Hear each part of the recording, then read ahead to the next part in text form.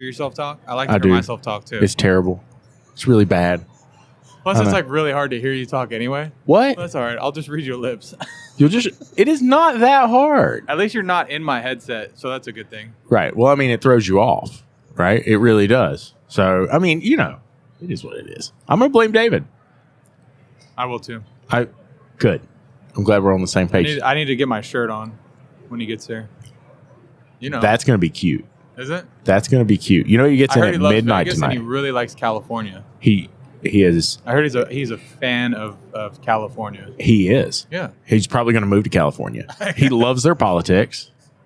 He loves everything. Nobody likes their politics. That's not the reason why you stay in California. I think that's David's whole thing. I think he loves their politics. He says he doesn't because he doesn't want to be the outlier. Okay. I think that's really what it is. He likes paying taxes and then watching them spend the money on things that you don't really need in the state. That's waste my it away. Part of it. Just waste away. Waste, just like, cool. That's exactly what I would have spent my money on too. I appreciate you doing it for me. Yeah. Yeah, absolutely. It's like when you live with your parents and they give you an allowance and then they charge you for things you don't need. It's like that. Where do I sign up? Where do I sign up? This sounds like something I would do. Right? Okay. Well, they got really good food. They do have good food. Yeah. I'll give you that. The weather is really nice too. It is. It is. The last time I was in California, there was a, what did they call that? It was called an atmospheric river. Okay. That happens once every 10 years.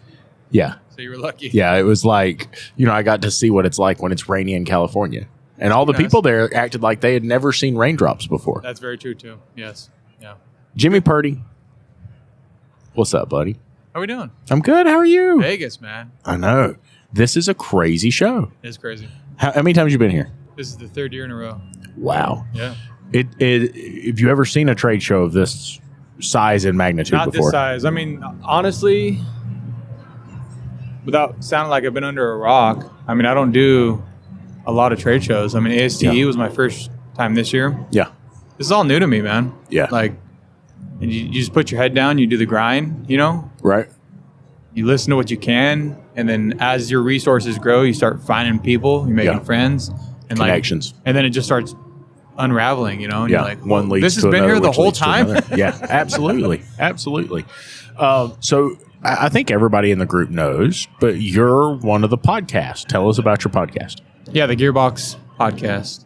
So I enjoy it.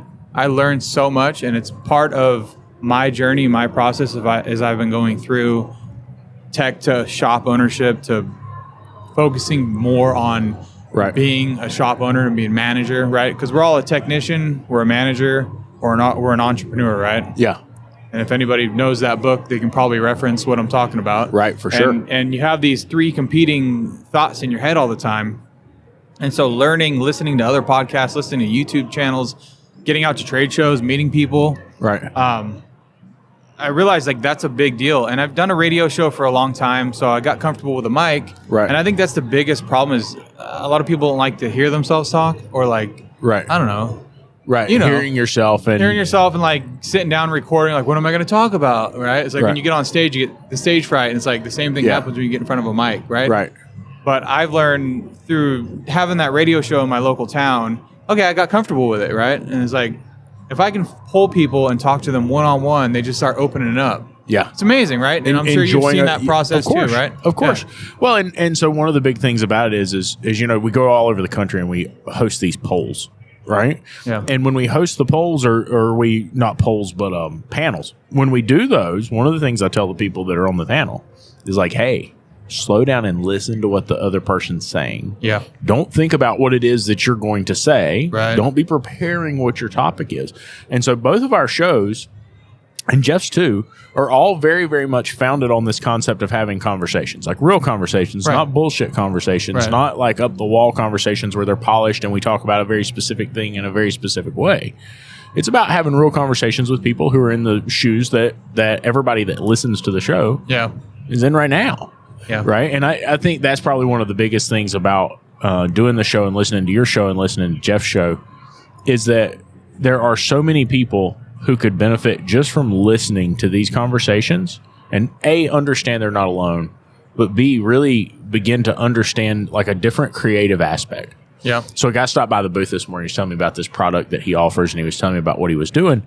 And somehow we got onto the subject. We've got we have a like a advisory council meeting that's coming up here really soon. Are you that deaf? I can't. Yeah. You want me to yell? Okay, I will yell very loud. You might talk just a slight bit louder. I'm already half deaf, and it's like, huh? Yeah. Did you say something? Exactly. Yeah. There it is.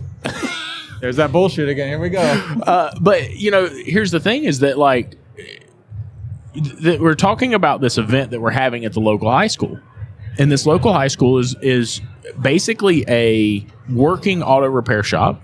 And it's for the students to work on the teacher cars, right? Right. And so the instructor teaches them all the way through the process. And he said, wow, that's really cool. Yeah. And I was telling him about ASTA. And one of the things that we do with ASTA is that we really believe that, like, hey, we want to expand their horizons. We want them to understand coming into automotive doesn't just mean you're a technician. It could mean that you're in marketing. It could mean that you're in web development. It could mean that you're in engineering. There's so many things you can do in automotive. And you come to a trade show like Apex, yeah, and it opens your eyes. You really see that. You see what the potentials are. And so that creativity, that willingness to branch out and to think outside the box is really a lot of what, in my opinion, I'm not going to put words in your mouth or tell you what your show's about, but like listening to your show, that's a lot of what your show's about for me, is because I'm listening to what the other people are saying and hearing their different takes on it and their different perspectives. And so now I'm not in this little box closed in. My mind opens up and I think about the way other people think about things, the way other people see things. How did the radio show start? Local shop, guy I looked up to my younger days of becoming a technician, right? Yeah. And it was all part of getting into schooling. We have a local college, and it's similar to what you're talking about. Yeah. The auto shop department is massive. Okay. It's where the state referee runs his operation out of. You can go in there, and from getting your smog license to getting into the bay and like pulling out a teacher's transmission and like rebuilding it, putting it back in, all that stuff would happen. Right. That's where I got my smog license. So in this smog class, I remember seeing this guy. He'd be in that class. This guy's in his late 50s, early 60s at the time. Wow, this guy is still learning. It blew my mind. I'm like, he owns a shop. He's been doing this for 20, 30 years. He knows everything. Yeah. He's still here learning. Like, and it gave me the confidence because nobody wants to go learn because then you feel like you're stupid, right? Yeah. And it's like, that's why I still go to training classes today, and I always will because you can always pick something up, always learn something, right? Absolutely. And I think the issue a lot of people have is they don't want to be asked a stupid question. They don't want to look like they're the one that doesn't know anything. So anyway, to get back to him, it was like that kind of, so I always looked up to him because he's always learning. He's always continuing his education, and his shop was kind of down the street, maybe 100 yards from me. Well, he was selling a shop at the time when I was purchasing the one I was getting. Okay. So, and I knew he did the local radio show. It's an AM radio station. Every Saturday he got on. I didn't listen to him all the time, but I'd listen and people call in and give this advice. And he was so humble and like just the nicest guy. Like, you know, and I thought it was just so cool. So I went and asked him about it. Oh, I'll probably do it remote. And I just went down to the radio station and said, hey, look, I don't know if there's like a list or anything, but if I could like put my name down to maybe get involved in this, let me know. He's like, why, what's happening with Jeff? I was like, well, he's selling a shop. I figured he's retiring. And that kind of like blew the cap off of it. And I was, oh man, I didn't mean to like. Oh man. Was he upset? No, I mean, he's way too nice of a guy to, even if he was, you know? So I went and asked him and talked to him like, look, I didn't mean, he's like, oh no, you know, like that makes sense, you know? And he was supposed to go for 2 more weeks. And he ended up stopping the show like the first week of the month. So his not contract, but I talked to Kevin, which was the owner of the station. He said, okay, you're going to be starting at the beginning of next month. Well, Jeff was the guy who came in and he stopped it that week. And then for the rest of the month, he's like, he wasn't going to go in. Yeah. So I had to start a little early. Oh, and I got the vibe because he did that maybe he was a little perturbed. I don't know. Did you ever talk to him? Oh, yeah. So a lot of his equipment he was selling. Yeah. I went and just pretty much bought whatever he had. I was like, you just name your price, let me know what you want, and I'll buy it. I don't know if that helped or not, but I mean, honestly, I felt like I kind of stepped on someone's toes a little bit. Yeah. But I mean, I wanted to do it. I was like, I want to do this. This is the coolest thing I've ever. And I've listened to this AM station my whole life. I grew up in the town. It's like a big deal to me. Yeah. Well, and look, I know of a couple instances where I found myself in a similar situation where I said something or I did something and I didn't realize the consequence of it. You know what I'm saying? Like I didn't think about that. And kind of like you did, you went in there because you were excited about it and said something, and that kind of kicked the ball rolling. You didn't mean for it to work out the way it did. And you know, look, I've been through that multiple times where I've been like, oh my God, I cannot believe I've done that. Right. Yeah. And you know, that's life. That's part of being a human being. Yeah. Right? And it happens every day. It's going to keep happening. Yeah. I don't know. Try to stay humble about it. Right. Make an apology if you need to. But honestly, if you're doing it for the right reasons, I feel like that's just the nature of the beast, you know? Yeah. It's just absolutely par for the course. If it wasn't me, it was somebody else. And that goes like the same thing with running your shop every day. If you don't let your clients know about an issue with your vehicle, the next guy will, right? Yeah. But they might see other things they're going to sell. So they're not going to give you the same quality service that you could give your client. Yeah. So I think it's a big hang up I noticed with a lot of other shop owners in my area. It's like, well, I just don't want to scare my client away. I don't want, like, dude, if you don't do it, the next guy's going to. I hear it all the time. That won't work here. You don't know my client. Yeah. You don't. And look, I posted a reel, or I've got a reel that I need to put out. It's in my phone right now. And I've said this so many times. Look, when we talk about the 300% rule, I'm not talking about selling stuff.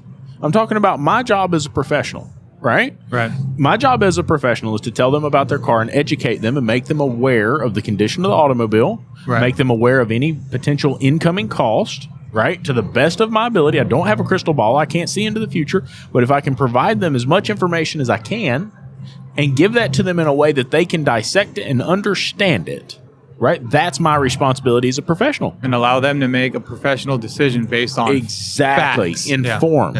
We want them to be informed. And so many people get caught up in this is about selling something. No, it's not about selling something. It's about providing them information. And I think that's one of the major hang-ups in our industry, or the major roadblocks that we've got. Is because there's so few shops that follow that process and do it the right way, that we're in a situation where the consumer doesn't know that's how it's supposed to be done, right? And the consumer, so what do they say? Well, they're trying to sell me something. No, I'm trying to educate you about your car. I'm trying to make sure before we go spend money, and I tell people all the time, dude, I've said it many, many times. It was a deal where a lady came in and she decided that she wanted a transmission put in her car. She knew the transmission was bad. And I put the transmission in the car. That's what she asked for, right? And this was when I first started the shop. So I put the transmission in the car, and we go in, we put it in, we're doing all this cool stuff. She says, hey, great, thank you. Picks the car up, goes on about her way. We're good. No problems. Love it. 2 months later, differential comes out of it. Oops, this sucks. Well, I know I told you I didn't want to know about anything else, and I just want transmission put in it. But if you knew the differential was coming out, like, isn't that kind of your fault? I would have never spent that money in the car. Oh, crap.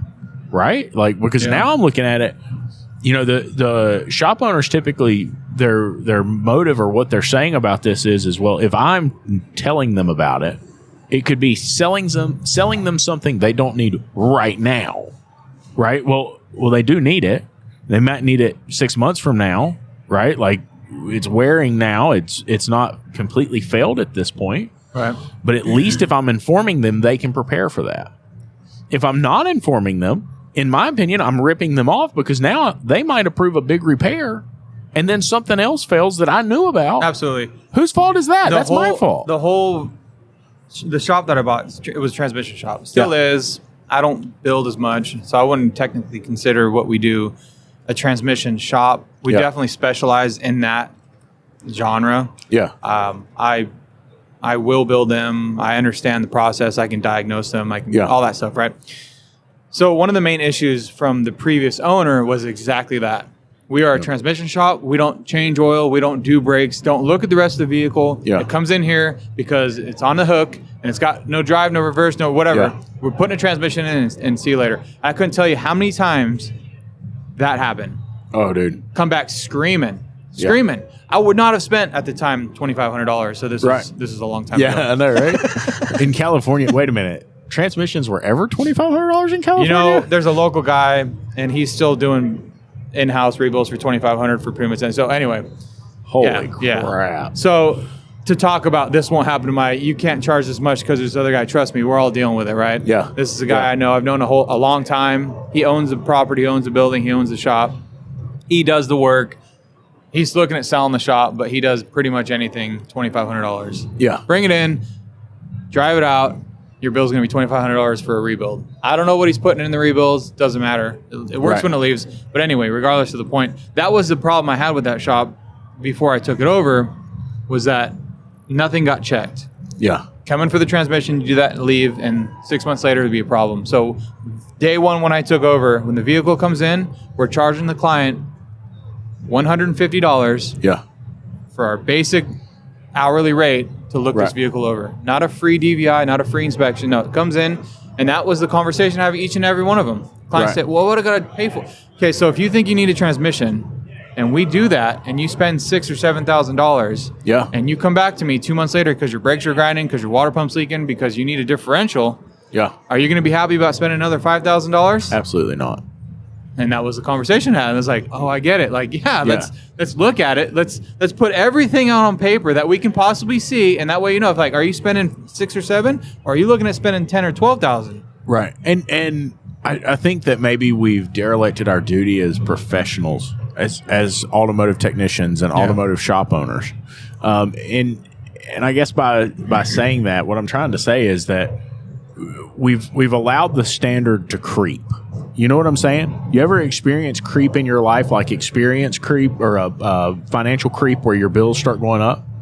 You see what I'm saying? Like bills you get going up, but comfortable. your income stays the same. It's staying the same, and like maybe you get a little more income, and so you go out and you spend a little bit more money and a little bit more money and a little bit more money, and you don't realize that you're doing it, and so it slowly creeps, and you don't realize it's changing.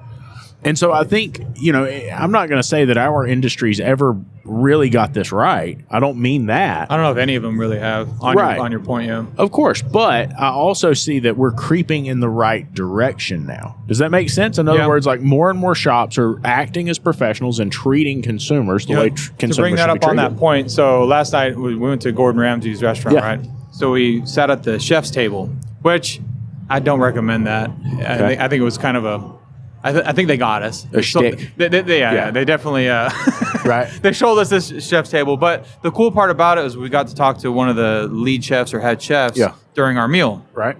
And what we had brought up, which kind of jokingly, it was like, hey, we're in Gordon Ramsay. He's like, everything good? Everything, you guys like it? Everything's like, I haven't heard anybody yell yet, and I've watched a lot of Gordon Ramsay and use it. I was looking forward to someone getting yelled at, and he kind of took it a little more seriously, and he's like, look, we have systems and processes in place that allows everyone to do their job, so there's really no need for yelling because everybody knows what they need to do, and if they don't want to do that, we just replace them. And it was like, whoa, light bulb, right? Like, and the generations has changed, and this is a younger guy. He was probably in his mid-30s. Right. Well, the next generation won't tolerate that. Yeah. The next generation will not tolerate it like we used to. But it's not in the chefs. It's the same as like the shops, kitchens, everything. It's like it's all changed.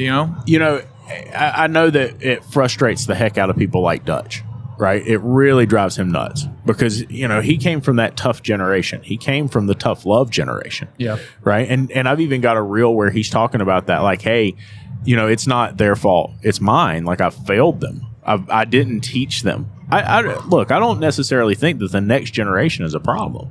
Right. I think every generation that's gone before looks at the next generation and says, whoa, we've really dropped the ball. Yeah. I don't think that's the case. I think this next generation is different.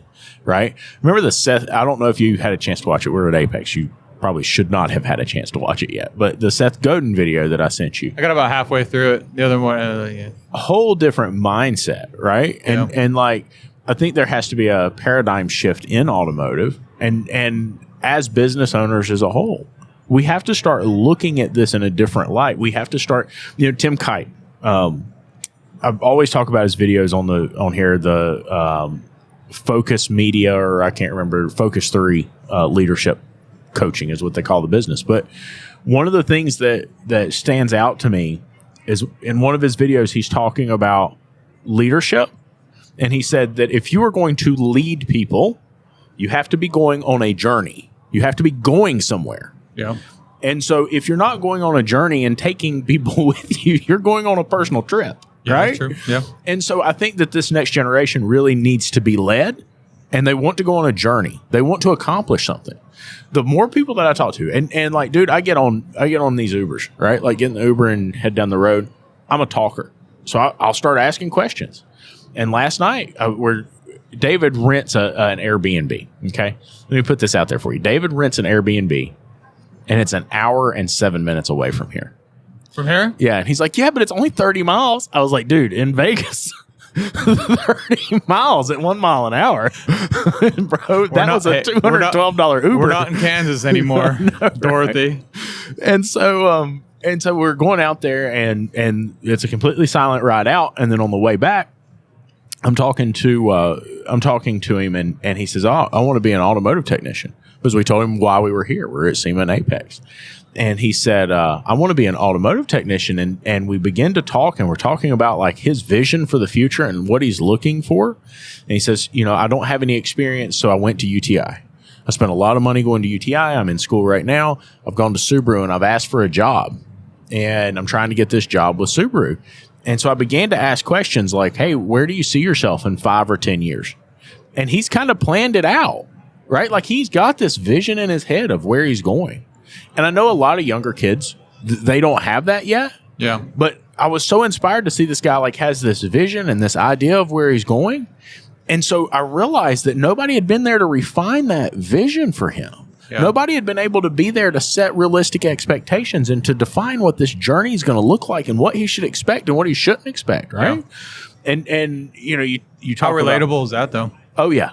Absolutely. And the Andy Andrews deal where he talks about Cortez, right? And Cortez was a conqueror. And he said that, he takes them up onto the boat, and he's telling them like, hey, here's what to expect, and here's how your children are going to live, and here's what we should expect from this, and here's what we should expect from that. Mm-hmm. Creating vision, creating a journey for them to follow, a pathway for them to follow. And it may not go 100% according to plan. But if we begin to paint pictures for the young people in America today to give them some trajectory, give them a direction to follow, right? And so that's tough though, because you don't want to blind. I mean, no, right? You just don't want to be pulling them and so tell them where you want them to go. It's got to be their idea, right? I mean, we all know this. You got to gently course guide the ship instead of taking the wheel and jerking it. You got to. You turn the sails, and all of a sudden, before you know it, you're heading in a different direction, right? Right. Well, and here's the thing, though, is that we need to be able to provide them realistic perspectives. Yeah. Right? We have to be able to tell them what they should expect and what they shouldn't expect. In our industry, the older guys have just said, I ain't doing that. Right? Yeah. And it can be because of the way we paid. It can be because of the way that shop owners didn't feel like they were respected by the technicians or whoever it was or the service advisor. There's tons of reasons. But the problem is that because we didn't think they were listening, we stopped talking, right? Maybe part of that, and also the human brain just thinks that's the only option. Once you're stuck in a rut, this is where I live. Yeah. Obviously, now with the internet and all the information out there, you can see the different ways. Yeah. And some people might not want to run a shop the way we talk about it. Yeah. They don't agree with it. Maybe they like Scotty Kilmore and they appreciate what he does. Bro, I'm going to kick you off this show. I can't believe you even brought that cat up. But the point is, even for what he puts out there, there's got to be, I don't know what the right word for it is, but it's content out there that gives people the opportunity to see different perspectives. And that's what's important. Give you enough information, just like with the client. Give them enough information to make an informed decision to what they want to do with their vehicle or with their life. Like, it's all... Right. Well, and, dude, I tell you, when you say that, it makes me think about that video, one of the videos that I sent you over, because he's talking about the internet opened our world. Oh, yeah. Right? Oh, yeah. And so he said, look, you used to be able to market to this box, and this is the product that we built. And so we want to market that to the entire market. We want to market that to the entire market share. He's like, that doesn't work anymore, right? Yeah, right. Like, there are different people who want different things, and they're unique, and they believe they deserve that different thing. Yeah. Now, as professionals, we have to set professional standards, right? You don't go to the doctor and say, well, hey, my knee blew out. I just want you to replace the part of my knee that's broken right now.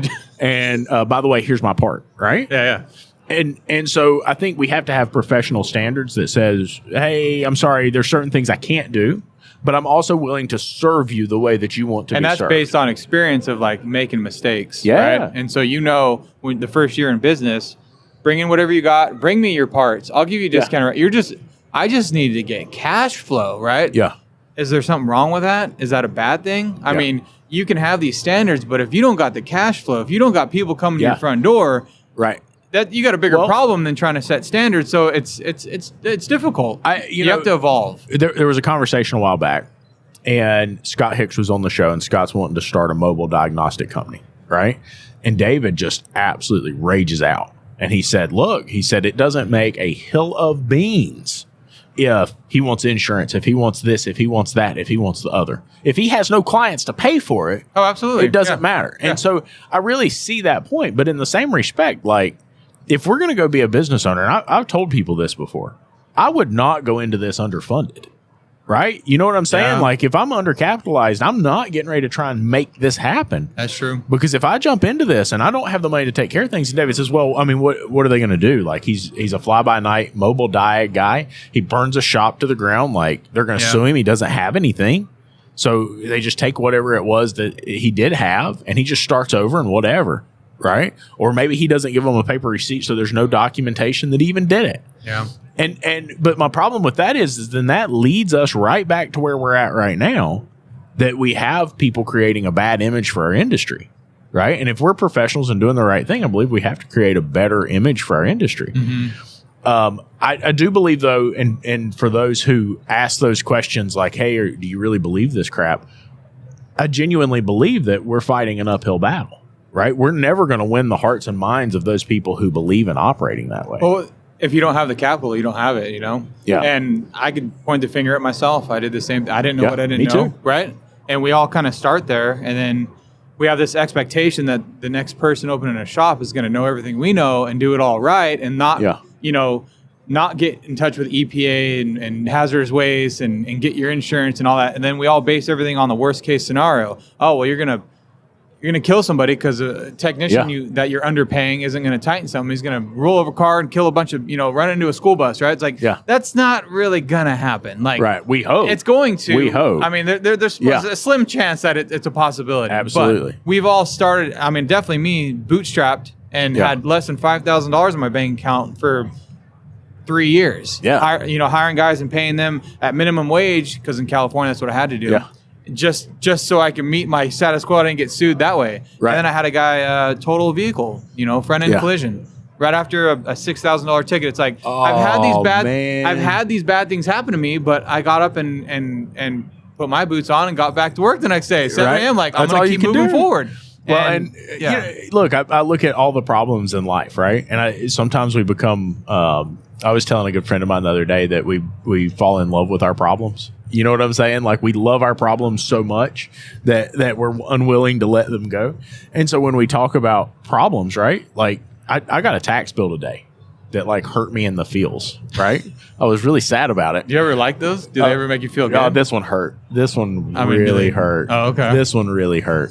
And like, I didn't expect it and I didn't know it was coming. It was all my fault. Like 100. Physically and emotionally? Yeah. It was like your first girlfriend in high school kind of hurt? It was worse than that. It was like standing up here on this bridge that's in front of Hoover Dam and like standing square in the middle of it and looking over the edge, right? Like, you get that tingle? You know what I'm saying? You get the tingle? It tingled. Boy, is it tingled. Like when you're going skydiving that very first time and you drop out and you realize you're not sure if the Earth's coming to you or you're going to the Earth. Right. One of the two is going to happen one way or another. Well, so like, I think about that and then I'm like, but you know what? A few years ago, like, that would have been bankruptcy, right? You know what I'm saying? Like, a few years ago, that would have been impossible. Yeah. And now I'm like, oh, that makes me mad. That upsets me. Wait a minute, you asshole. You can pay it. Yeah, you know what I'm saying? That's a fair point, yeah. Like, and so we're taking steps to get better and better. And I think that perspective or that ability to step back and look at things from the outside looking in and say, wow, like, we're taking steps in the right direction here. We're moving. And I see our industry moving, right? Like, I know the guys deep down in it don't see it. But I have seen movement over the past couple of years where we're moving in a good direction. One thing I am curious about, and I'm sure you saw it, there was a post going around the other day, and I'm going to do a whole podcast on the post later today. But I watched and read through the comments in this post where they were talking about like, hey, we're going to see economic struggles in the auto repair space. And I have asked many technicians, many service advisors, many owners. I've asked many business coaches. We did a panel a while back. Is this sustainable? Right? Because a lot of technicians, what do they want right now? They want way more money. And they're asking for more and more and more. And they want more benefits. And we want to improve the industry. We want things to get better. Well, what do we have to do? We have to raise our rates. And this post said, look, the shops that are charging exorbitant rates are not going to fare well if the economy crashes. So they'll probably end up backtracking. So that means they won't be able to pay those technicians. So that will free those technicians back up in the market. Now, I've talked to my team and I've said, look, we've not overextended ourselves technician-wise and tried to hire everybody we could potentially hire and fill the new shop right away. We want to do this in a sustainable way. And I've got your pay configured in such a way that we can be sustainable even if things slow down, even if things change, right? But is it sustainable? These guys that are out here making $110,000, $120,000 a year, are they going to be the first ones that go when the economy crashes, if the economy crashes?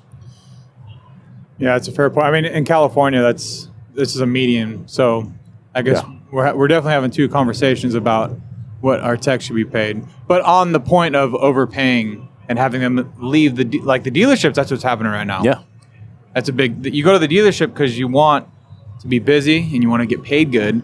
And I think that's being lost right now. And their techs are leaving the dealerships because it's like, wow, I'm not flagging the hours. I came here flat rate because I wanted to make my 120, right? But it's not guaranteed. And now these shops, independents, are offering this guaranteed.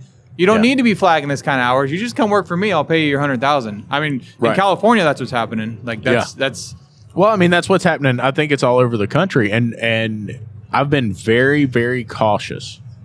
A lot of it was not intentional, right? I'm not going to say that my caution was intentional and I planned for an economic downturn. Now, I've been to 2 or 3 events recently. As a matter of fact, we sat here 2 or 3 years ago, and Seth Thorson was talking about a conference that he went to that was for CEOs of Fortune 500 companies. And they were talking about this economic thing. And he was saying that expect a good time, expect things to go really well for a while, expect it to downturn a little bit, turn and come back, and then crash. Right. And that's what the greatest economic minds in the world think's going to happen. That's just the cycle. That's if you're in a stock market, if you have a portfolio, that's just go look at your portfolio for the last 10 years.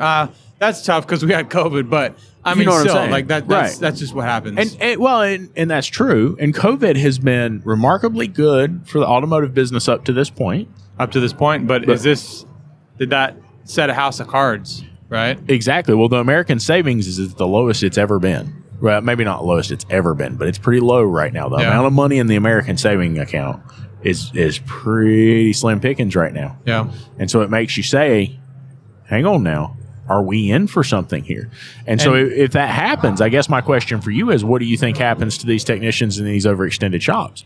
I'm not, like I said, I wasn't going to say that I was cautious because I was worried about the economy crashing. Yeah. I was cautious because I didn't want to overextend myself and start promising things because everybody around me was telling me there may be changes. And so if I go offer my guys who I really care about $100,000 a year, and nobody's come to me and said, like, hey, I'm thinking about going somewhere else and I need more money, I'm not going to overextend myself to the point that if it all crashes down, I have to let them go. Yeah, you're better off paying them something than nothing. Right. Well, right? I mean, that's the thing is like that sustainability of a business. And that's what I worry about for all these guys who are out making $110,000 a year, $80,000 a year, whatever it is. If the economy crashes, are they going to be the first ones to leave those shops? And I think worrying about it and taking an action about it is two different things. Yeah. And kind of back to your point about like getting in a business, and it's having the confidence to know that it's just going to keep moving forward. Yeah. And I think having that mental shift from day one through day 365, your first year owning a shop, you don't want to invest in all these things, right? In quotes, like, I don't want all this stuff. This doesn't make me any money. Like, all I need to worry about is marketing, get cars in the door, fix the cars, and then get paid. I don't need all this other stuff. It doesn't make me any money. But as you progress, you start realizing all those things are just as important, right? Yeah. As you move along in business. It's balanced, but it's also like, well, you don't want to be fined. You don't want to get audited. Yeah. So do your taxes, get a bookkeeper, get a CPA. Don't do it yourself, because an audit will put you out of business, right? Yep, but absolutely. During the first year, you're not worried about it. Like, as long as I got money in the account, I don't need to worry about that. I don't need to worry about that. And in your first year, you don't really have anything they can take anyway, so it's not going to matter. Okay, bad point. But like with hazmat, right? So then you realize the EPA starts roaming around, and you got to be hooked up with your county hazmat to make sure the oil's being recycled. And if you don't have a permit, you're going to get fined. And all these things happen years down the road, but in that first year, you're not worried about it. Right? You just, I don't need to do it. But then as you evolve, you start realizing these things are important. And then you gain the confidence to know, like, okay, well, I couldn't afford it. I can't afford it the first year. Yeah. I can afford it the second year. And as you move along, and 3 years, 4 years, 5 years later down the road, you start realizing, okay, it looks like a big stretch, but it's going to pay for itself. Like, it's going to pay for itself, and I'll have the money. The money's going to come in. Like, and so right now, what's going to happen? I don't know. How much time do you spend worrying about it? Pay your guys what they need. Make sure you're being profitable, and just have the confidence that what you're doing is the right thing, and that it's gonna pay back. And when here's the big one, is that when trouble does come, don't panic. Don't panic. Think about what you're doing. Think about where you're going. Right. I remember my business coach. One of the first things that we ever talked about is he was telling me a story about two businesses, same town that he worked with. And he was saying, look, here's the situation is I've got a business over here. 2008 happens. And he says, oh my gosh, I don't have any money. Nobody's going to fix their cars. We're going to go out of business. There's nothing we're going to be able to do about it. I need to save every dime I can. And the other business says, well, if there's no money, what are they going to be doing? They're going to be fixing their car they have now, because new cars are expensive. Used cars are expensive.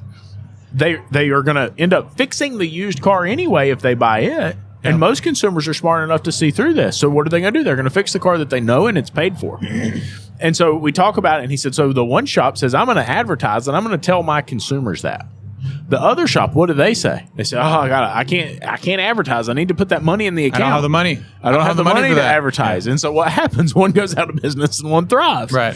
And so I've always remembered that story, because I think about how many shops they get in their feels so quick that they don't make rational decisions. Yeah. Right? Decisions emotion is a bad based on emotions or based on fear. Yeah. Emotion's a bad place to make decisions. Yeah. Fear is a bad place to make decisions, because you're not making them out of education. You're not making them out of fact. Right. You're making them out of this imaginary thing. Right. And I tell people all the time that when we talk about like anxiety, I went to I had this anxiety issue. I go to a therapist, and he points out, and he's like, you know what anxiety like literally is defined as? And I said, what? He said, it literally means something that may never happen. Right? And I'm like, okay, what's your point? He's like, you're afraid of something that has not happened yet.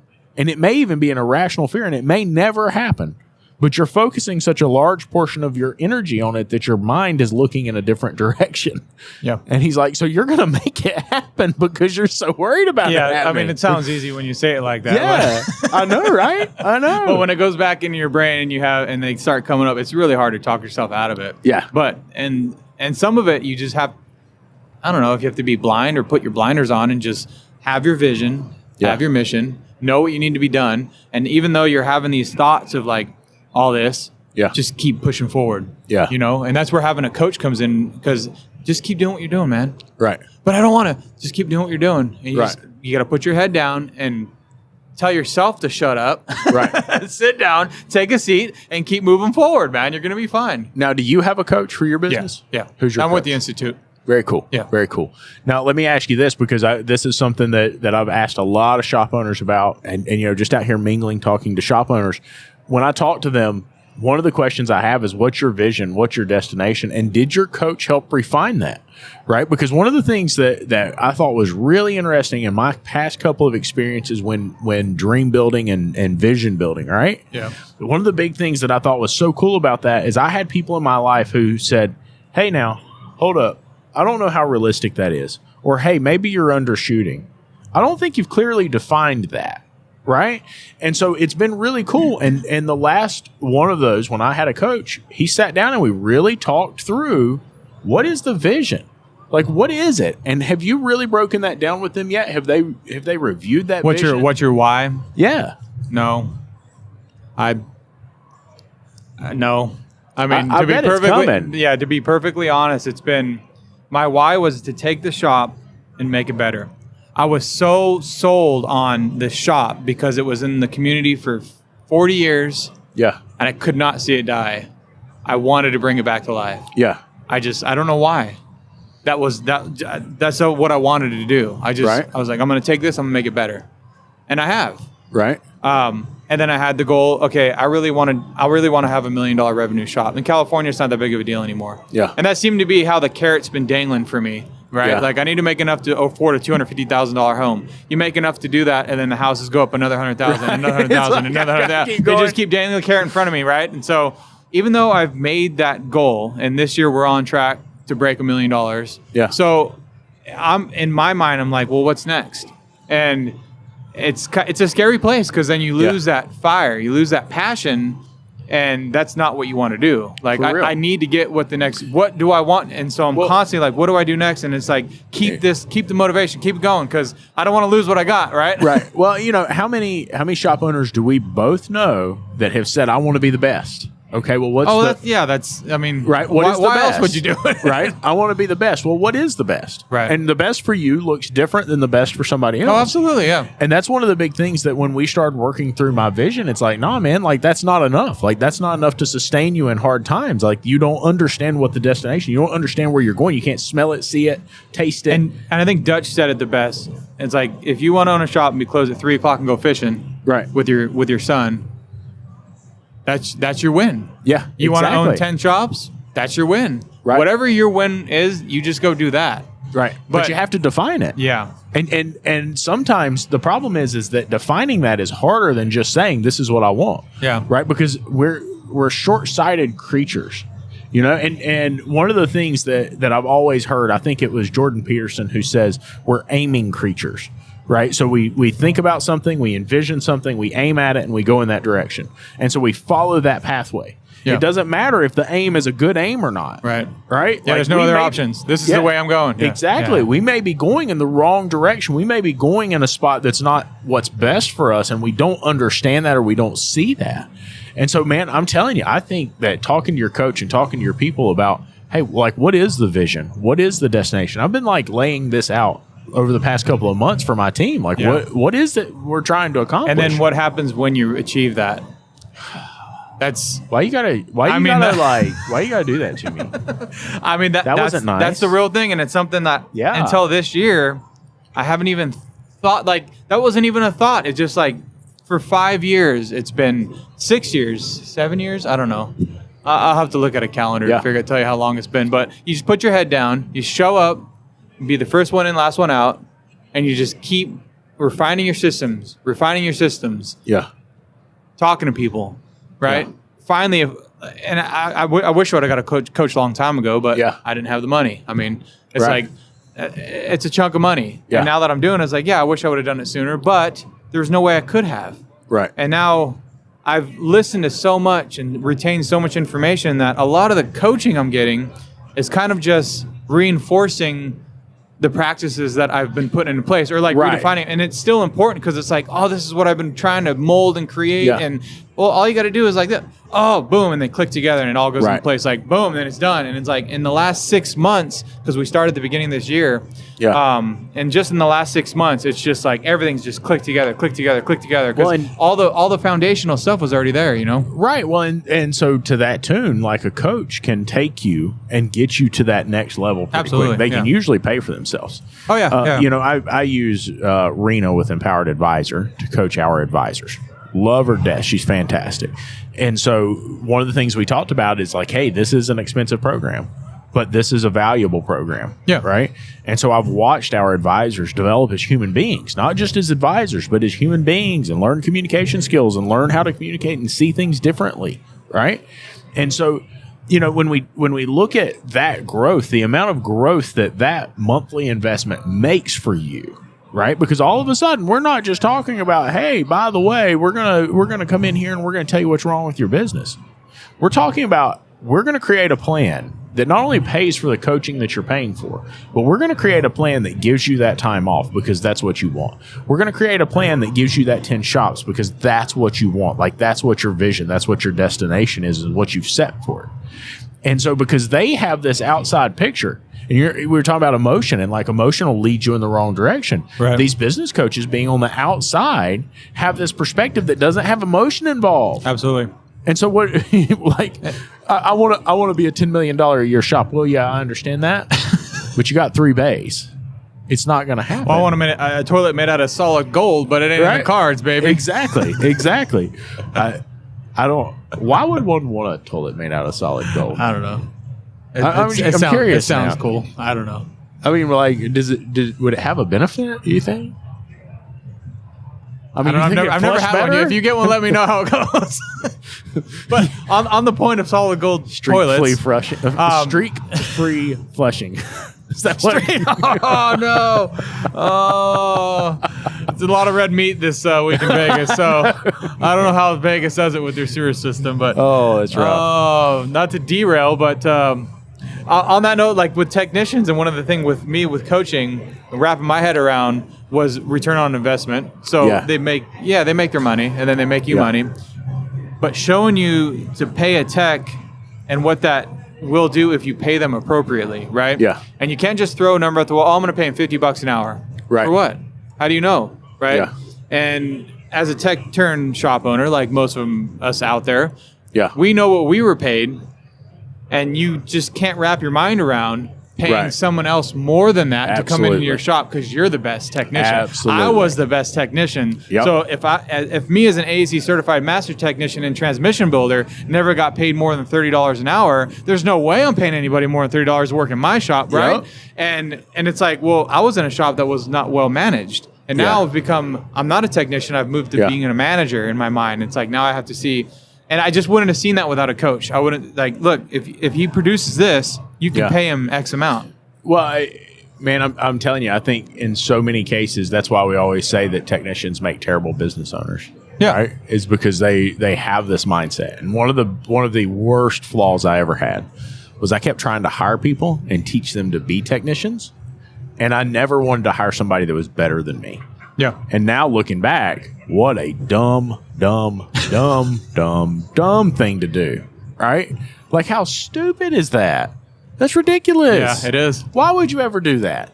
And so now I'm like, hey, it makes it still makes sense to me. It still rings a bell with me. Like, even though you say, I mean, it is dumb, but it's still, you can relate to it because that's what you go through. I think it's our security, right? And I think when we make a decision in life that I don't have to feel secure all the time. I don't have to feel okay all the time, right? And I know that sounds like this terrible cliche thing to say, right? But when we make a decision in life that there are going to be hard times, there are going to be things that do not feel nice. I'm going to go through struggles. I'm going to go through things where other people in the room are smarter than I am, right? I can't remember who said it. They said, you want to get good at tennis, play somebody that's better than you, right? Because your game will rise to their level. Right. Well, that's what your business does. Don't be the smartest guy in the room. Exactly. Ever. And so, I think that we build this circle around ourselves because that gives us confidence. It makes us feel substantial, right? And the reality of it is the only way to actually truly become substantial is get outside of your comfort zone, because growth doesn't happen in your comfort zone, right? You will remain right there in that zone forever. But if you'll push yourself out of it, you'll see true growth. And not just in your business. That's why I think coaching is so powerful, because it grows you as a father, it grows you as a husband, it grows you as a human being. Yeah. It grows you as a business owner. There's so much more mental aspect to it than just looking at the financials. Yeah, absolutely. And even though that's important, I mean, you got to know you got to make sure your numbers are right. Otherwise, you can't pay your guys. And if you're not paying your guys and you're stressed because they're not showing up, and they're not producing, they're not making, then you can't even get yourself in the mental space to start working on yourself. Yeah, but exactly. Like you said, you have to back up a little bit and work on yourself and realize, man, I'm not a good teacher. I'm not a good leader. Yeah. I'm not a good boss. Yes. And you think that you're going to own a shop and you're not going to be that numbers pusher. You're not just going to sit in the office Yep. and tell people what to do. Yep. You know, you're going to get out there and you're going to work shoulder to shoulder with your technicians and you're going to teach them all your ways. And then you're all going to have beers at 5 o'clock and right. And it's like these dreams of like glory and grandeur. And it's like,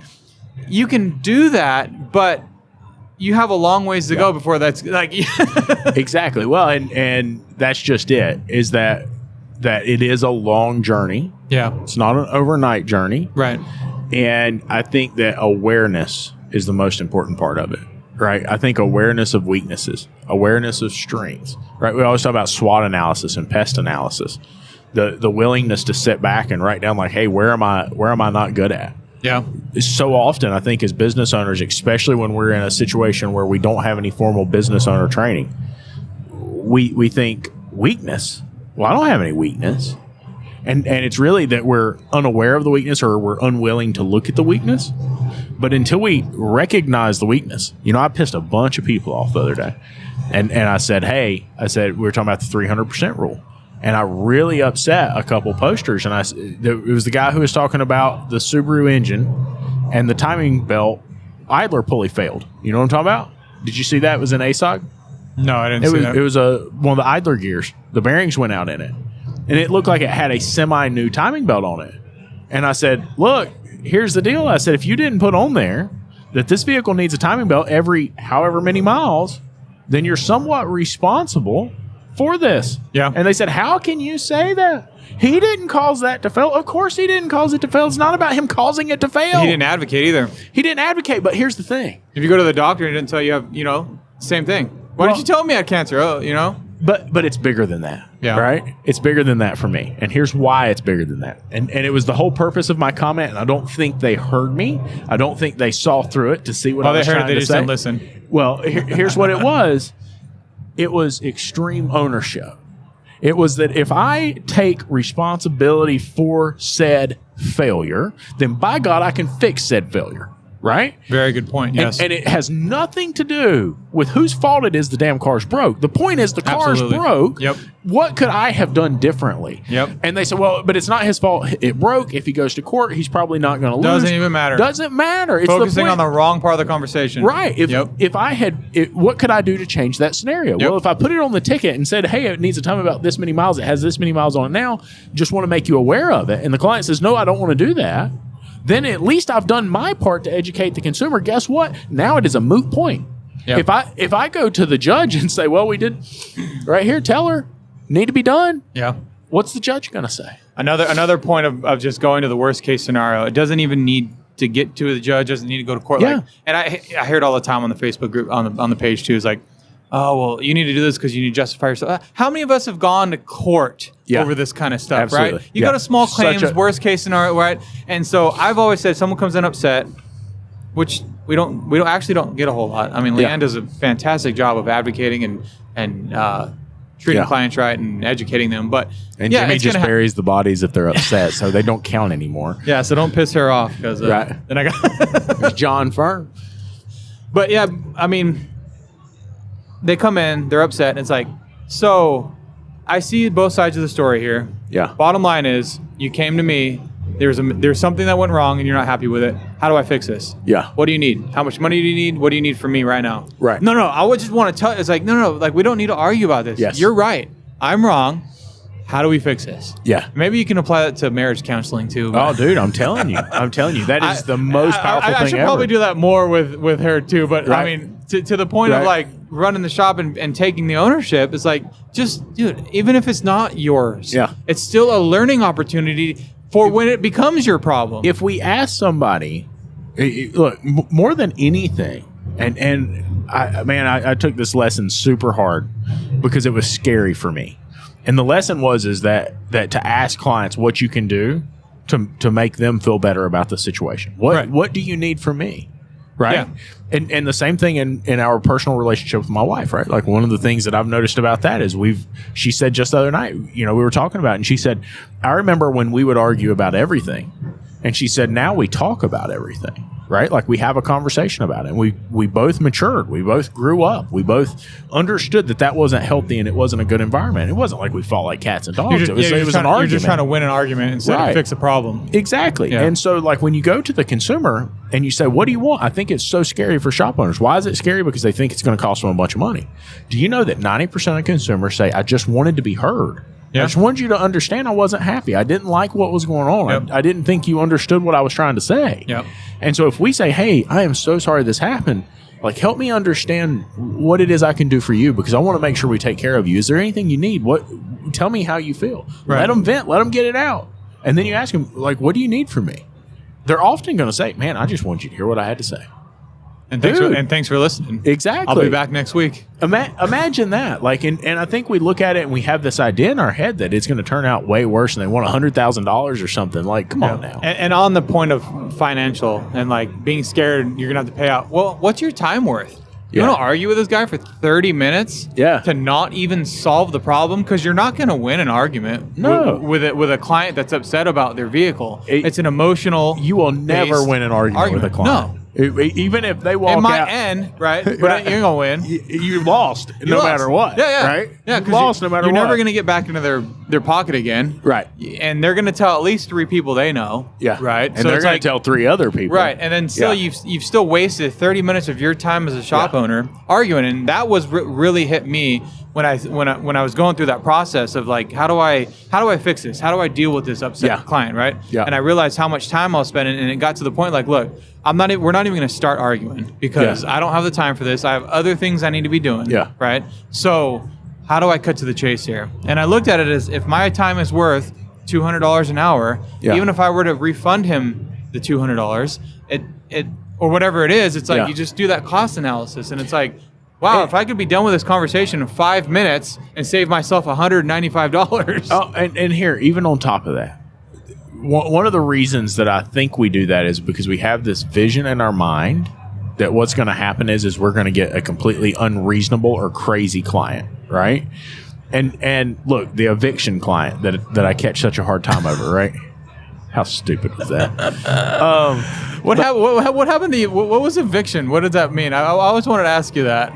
You don't know? You didn't see the video? No. I saw everything, but hey, that's not the right word. I know. Like, now, Kim and Brian were like, "Hey, but did you choose that word?" Or? Okay, so here's what a lot of people didn't know about that story is that my back had gone out the week before, and I could barely walk. Right, like I couldn't feel my feet, and I could barely stand up straight. I was in excruciating pain, and I heard it, and I had a really important meeting I had to be at, and so I hardcore worked out trying to stretch out what was hurt, and I ended up pinching the nerve worse, and so like I could barely get my feet up to walk, right? Like when I would take steps, I couldn't tell where my foot was, and so I was in like excruciating pain in the first place, and so then she comes at like my staff, and I go up and I try and solve it. So I'm already stressed out to the max because I don't feel good. I'm miserable in the first place. And so here I am, and she comes in, and I don't know if it was the stress or what, but I like just randomly picked the wrong effing word. Okay, that's fair. It worked into like all of our advantages, I guess, because now it's made a thing. It was completely accidental. It was not on purpose. I'm not that stupid. I am that stupid. Never mind. We all make mistakes. Under pressure, even not under pressure, just being in a situation like that. Yeah, it just goes to show it doesn't matter. Like, right? It just. Well, I thought maybe you chose it on purpose, or no, I'm not. That if it was smart. like a North Carolina thing, or no, I'm not that smart. Oh, okay. It's like, not a North Carolina that's thing. That was just that was pure stupidity. Because in California you can't evict anybody, so we're not allowed to use that word. Right? So they took it out of the dictionary in California. I was like, well, but I mean, like that's less than 1% of the clients you're ever going to encounter. Yeah. Right. Like it's such a low percentage of people that you're ever going to run into that's going to be a thing. Yeah, you're going to base your whole business practice and your SOPs based on the 1%. Come on now. Right. And so what do? You talk to them. You say, look, hey man, help me understand. Help me. And that's one thing that I'm learning and developing as a business owner is trying to find myself in all this. And I've talked about that in the show before. When we were in 3 bays, we had like a perfect metric set up to where the shop just did what the shop did. right? It was maximized. It ran at full throttle all the time. It did in 3 bays, $125,000 to $130,000 a month. It just did what it was supposed to do. And then we moved, and I recognized that I did not have enough consumers, right? Like my clients are really fantastic clients, and they all buy into the process, but there weren't enough of them who bought into that process on their own, right? That said, hey, we're going to be clients of this business because this is the service we want. Remember that video I sent you that I keep bringing up? Mm-hmm. Like what's he talking about? He's talking about you got to build the product for the consumer. Right. You don't get to build a product and tell the consumer that's their product. Now you have unless you're McDonald's, no. Yeah, exactly. Right. And so that's his point is like, hey, you have to develop this thing for them. And so now I'm looking and saying, okay, how do I redevelop myself to fill that void? How do I develop myself to grow the shop and to get it to where it's that's getting to the next goal, just like I said. Yeah. Once you meet that goal, and that's exactly where I'm at.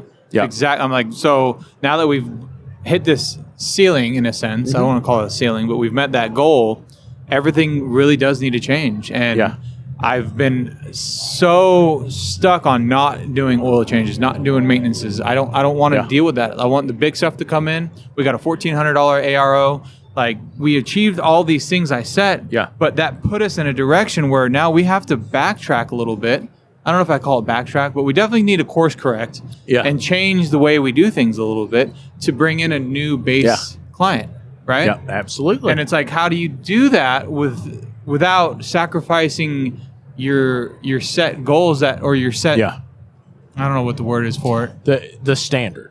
Right. Yeah, your own standard practice. We have a standard, and we set this standard. I don't call it a standard necessarily. I guess your own personal kind of standards. Yeah. Well, I mean that's the thing is like we have our own standards. Our industry does not really have a set standard in a lot of ways, but we have a personal set standard for our business, right? And we have this idea of what it needs to be and how it needs to run. And so I think that you bring the Institute in is a fantastic idea because they're going to look at this from 30,000 feet and say, maybe there's a better way to do this. A different way.